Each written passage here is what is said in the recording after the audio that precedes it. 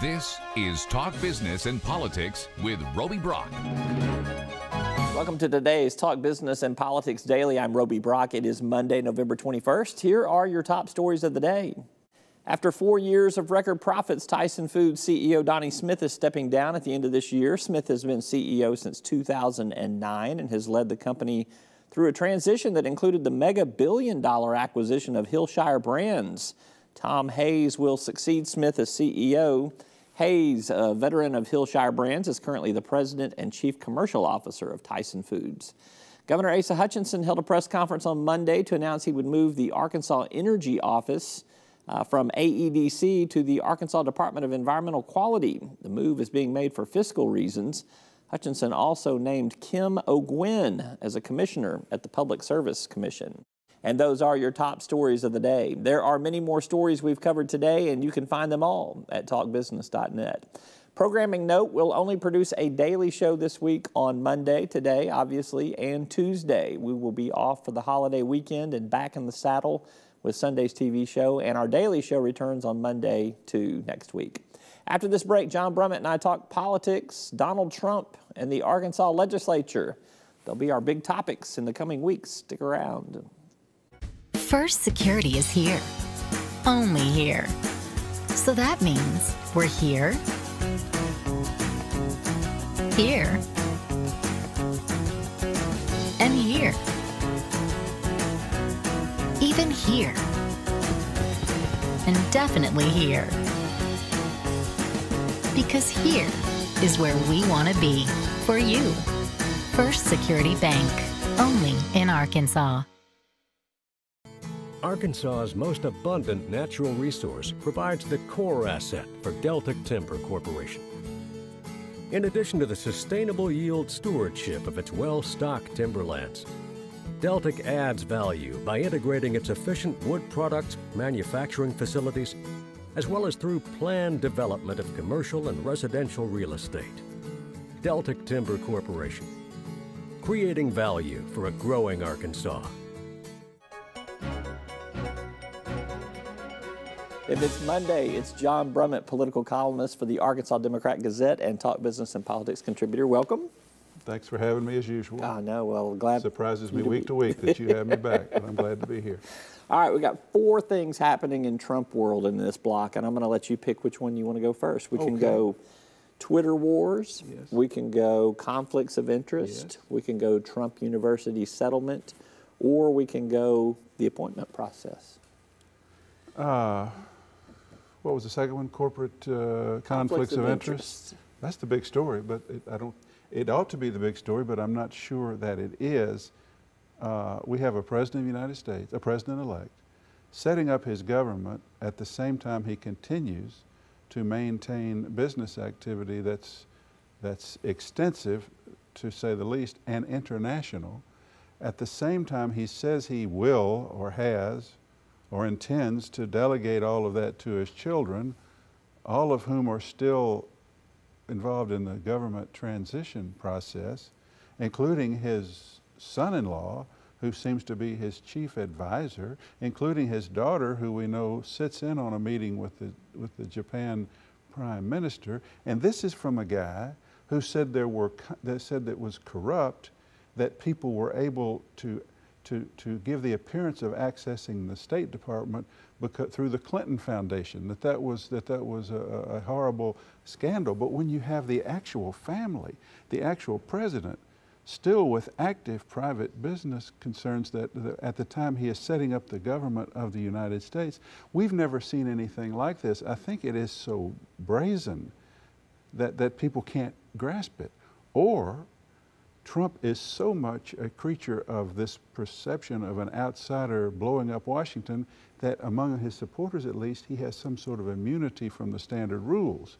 And the more he breaks the rules, even the good sacred rules, the more he seems to get away with it. That's the remarkable thing that's happening right now.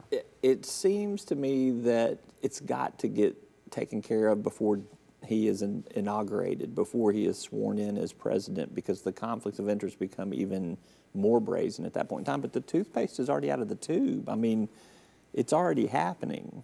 the persuasiveness, the appearance of the conflict of interest, whether it's there or is not. I think there actually has to be one. one, but yeah, the appearance is overwhelming, and yeah, inappropriate overlap of interest is occurring hourly as he sets up a government. You say it looks like it has to be taken care of. I'm saying that it should have been taken care of already, and I'm saying that I'm not sure he isn't such a strange political creature that this is not going to change.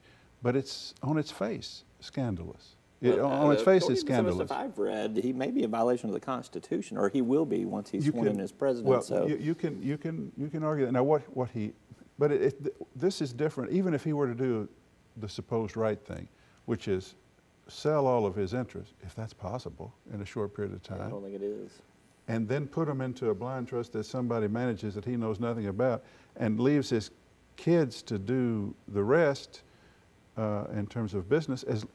And then he's supposed to have a wall of separation between them and himself on talking about business and or politics. What would they talk about? Grandkids, I guess, and then nothing else. It's strange when you think about it. And I'm not defending him, I'm trying to provide some context. We've had a succession of presidents with whom this was never an issue. They were politicians. They didn't have active business interests. They had minor children who weren't involved in their business. It's sort of amazing that through these presidencies, we haven't encountered some semblance of this before. What we're going through now is that we're encountering it for the first time on steroids. I mean, this guy's in business from the Far East to the Philippines to everywhere. Turkey. Yeah. South America, Russia. And it's almost unspeakable, the precariousness, the frightfulness of this new territory that we're on. Well, this story will get bigger and will not go away. It is going to have to continue. Let's move on to another point here. I think that Trump is getting an unfair rap in the cabinet appointment process. There seems to be this pending disaster within his transition organization, which is, again, mostly on hearsay and background and sources that refuse to be identified. But in the Clinton administration transition, in the Obama transition, in the Bush transition, W's, they were all much further down the road than where we are at this point in time. And I do think that criticism is unfair. That what? That he's... That his transition's in some sort of disarray. I mean, no, it's not. Transitions are disarray. I mean, they just are. We had one going on right here in Little Rock, and all these folks came through and got to see that up close. And I remember the Clinton administration that took office. They weren't ready, and there was some 2 or 3 foot high stack of resumes on Bruce Lindsay's desk, and there was a big story about how they all fell off the desk, and all of these appointments they needed to fill, they had to all these things had been filed or piled in some strategic way, and it had messed up. It set them back weeks because these things had fallen off a desk. Everybody enters the White House in a state of disorder. I mean, it's a whole lot to change. But yeah, I think it's interesting to me that it's being done a little bit like a reality show. You go to the, which is to be expected. You go to Trump Tower. You go or to the press gaggle, where they are now, right. the resort. And you know, if you want to be considered for a cabinet post, or if you're being considered, then you've got to walk the pageant aisle, or you know, you've got to walk down. And even if you're Mitt Romney and what he was doing there, I do not know. But no, I don't think it's in particular disarray, and I am not as aghast as some of the selections as others are. I'm just not. I'm for waiting and seeing too. Yeah. All right, the $25 million settlement with Trump University, that was with the plaintiffs in the Trump University lawsuit. This was a Friday afternoon story. I think it came out pretty late on Friday. Is it a big deal? Is it a big deal? Yeah. You mean that the president-elect has settled for some large sum of money? Got it taken care of. It's out of the way. And settled it in a way in which he acknowledges fraudulent activity on the part of him. Did not have to admit that he had done any wrongdoing. No, he just paid the money. Okay. It's a very big deal. It's a very big deal. Why is it a big deal? Well, because this man is now paid an enormous sum of money to tacitly, the word's tacitly, not actually, but tacitly acknowledge that he defrauded people and owes some people money. Don't fall for this business that we just need to get it off our plates before we become president. He's not gotten anything else off his plate, has he? That was what our first question was about. Yeah, we've got a president-elect who just handed up $25 million because he set up a phony university. I believe that's what that comes down to. Yeah. I just wanted someone to cut through. Well, I just said it. You just did it. Okay. All right, lastly, we've got the Trump Twitter wars with the cast of Hamilton, the audience of Hamilton, Saturday Night Live. Kellyanne Conway asked on cable television this morning, why should you care that he is tweeting? Why should we care that he is tweeting? Why should we care that he is tweeting? If he were tweeting simple homilies for us to live by, or little headlines about his appointments or the process of transition, that would be odd and irregular, but it would not be so concerning. It would be, the story would be what a new level of presidential communication we've entered. This guy is still doing what he was doing in the campaign, which is showing that he has the world's thinnest skin, thinner than Mike Huckabee's, which is a new world record. And here's a president-elect of the United States who tunes into Saturday Night Live, and like every person who's ever been president, he sees himself made fun of in the opening skit, and rather than just go, and accept that, do you know he tweeted he wanted equal time? Saturday Night Live is the President of the United States is wanting equal time. Arguably, he's getting equal time. He's getting more than equal time. And that is his problem. Hilarity. What he needs is less time. Yeah. Look. Here's the other big concern, too. He's complaining about people's First Amendment exercise, right, is the other thing. And he's declaring a war against what I consider to be, its liberal editorial page aside, the time-honored established leading newspaper in the world, and he's at war with the New York Times. The issue about Trump, I think his politics, as much as we can see them, they're kind of pragmatic. I could almost see his policies getting worked out in a way that's okay. Not that I would agree with most of them, but I would agree with some. The issue we're going to have with this guy is whether he has some sort of personality disorder, whether his ego and his apparent narcissism render him frightful in this office. That's what it's down to. That's what we're watching. And when he can't watch himself made fun of on Saturday Night Live without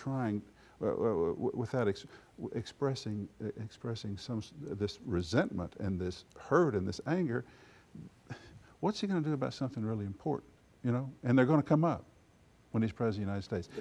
That is what should worry all of us. Regardless of your political leanings, that behavior is what should worry all of us. Let's take a quick break. We'll come back and talk some state politics with John Brummett of the Arkansas Democrat-Gazette. I'm Roby Brock. This is Talk Business and Politics Daily. Stick around. Each day, the promise of our nation begins again. Arkansas and America, moving forward. I help make that promise a reality. It's not for everyone, but people everywhere depend on us. Oh, I love you too. Trucking delivers, or everything stops. And that's what drives me. I did. Circuits turn on the lights by making a connection, by closing the loop. At Entergy, we believe our economy is circular too. What you put in comes back. So we invest billions in new infrastructure, which helps attract new industry, which helps create new jobs. We partner with local communities to electrify the economy.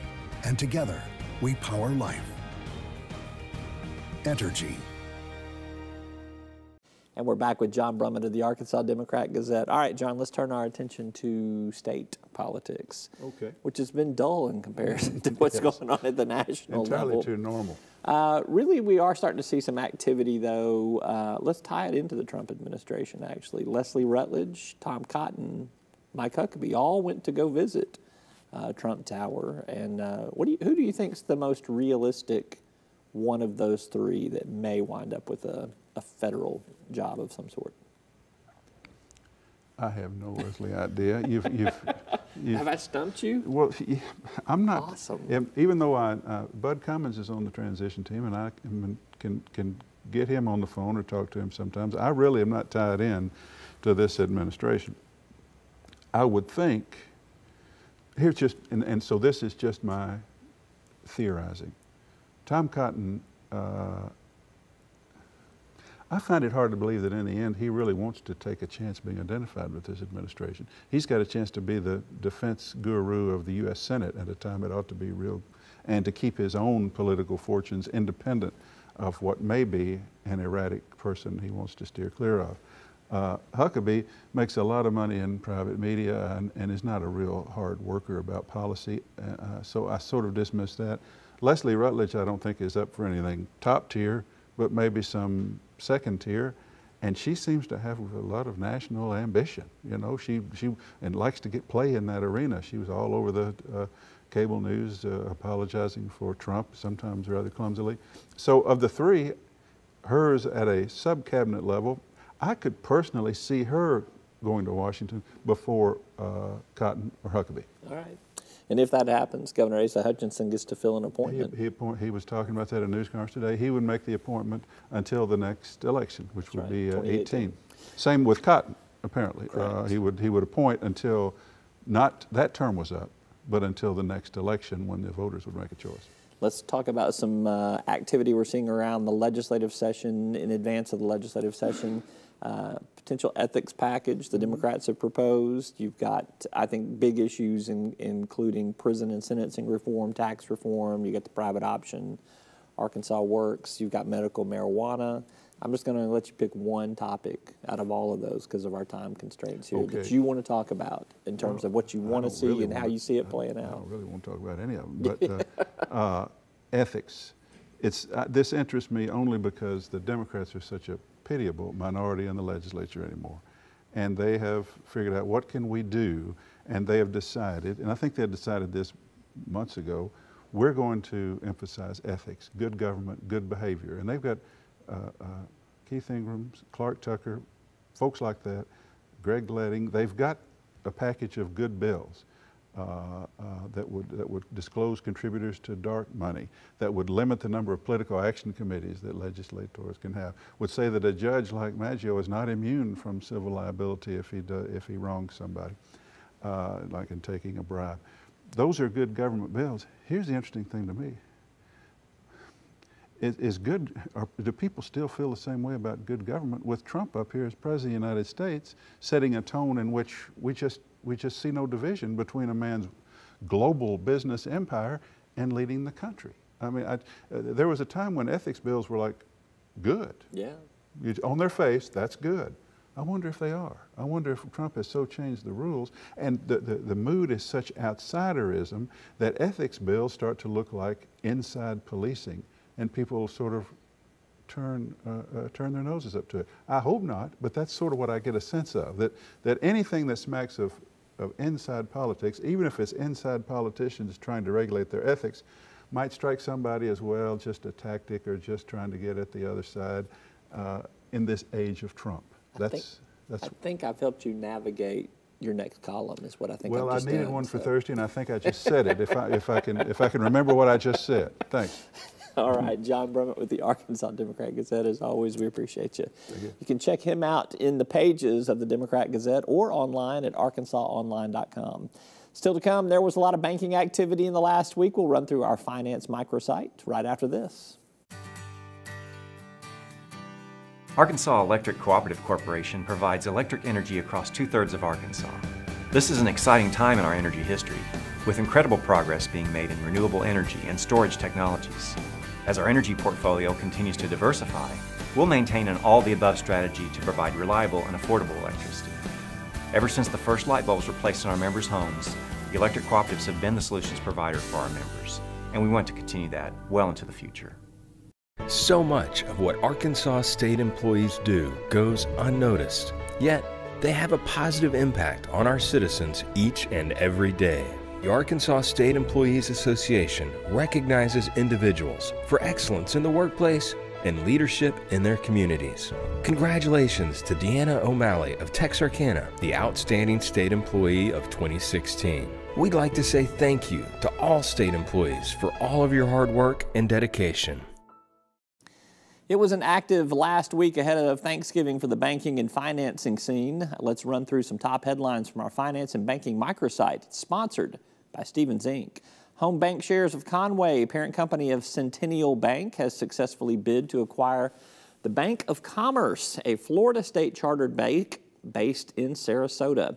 Bank of Commerce filed a voluntary petition for Chapter 11 bankruptcy in September.